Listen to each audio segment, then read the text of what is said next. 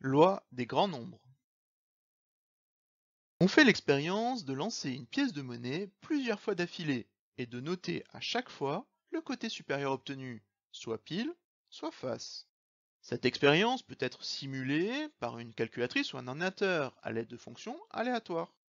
On attribue une valeur numérique à pile et à face, en choisissant par exemple que pile est représenté par 1 et face par 0.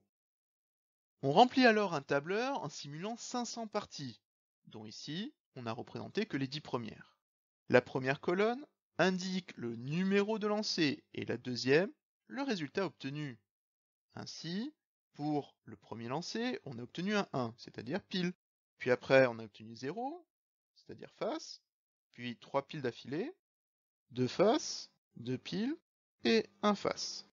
Dans la troisième colonne, on calcule la fréquence des piles obtenues depuis le départ jusqu'à la ligne qu'on regarde. Ainsi, au premier lancer, on a eu un seul pile sur un lancer, ce qui donne 1 sur 1, c'est égal à 1. Au deuxième lancer, on a eu un pile au premier lancer, plus un face au deuxième, c'est-à-dire qu'on a un pile sur deux lancers. 1 demi, c'est égal à 0,5.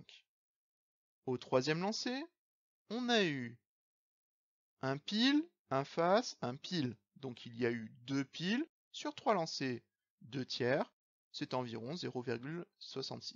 Au quatrième lancer, on a eu 3 piles et un face. Donc 3 sur 4, 3 quarts, 0,75.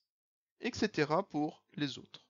On peut alors placer des points sur un graphique pour matérialiser la fréquence de piles en prenant pour abscisse le numéro de lancer, première colonne du tableur, et sur les ordonnées, la fréquence d'apparition de piles, c'est-à-dire la troisième colonne.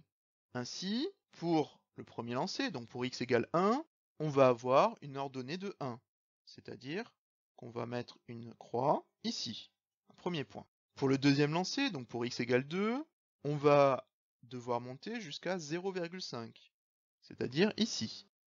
Lorsque x égale 3, c'est-à-dire le troisième lancer, eh bien on va devoir monter jusqu'à environ 0,66, c'est-à-dire ici, etc. jusqu'à la fin. Que se passe-t-il si on représente pour plus de lancers? À l'aide de la calculatrice, on représente d'abord pour 100 lancers. Chacun des petits points à l'écran représente un lancer sur 100 lancers. Et on fait de même sur 500 lancers. On s'aperçoit qu'au départ, sur les 50, 100 premiers lancers, c'est très dispersé.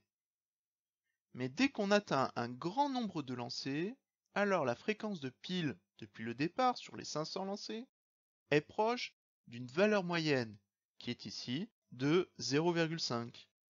On a donc approché la probabilité de tomber sur pile à l'aide de la fréquence lors d'un grand nombre de lancers. Ainsi, et de façon générale, quand on répète un grand nombre de fois une expérience aléatoire, la fréquence de réalisation d'un événement devient proche de sa probabilité.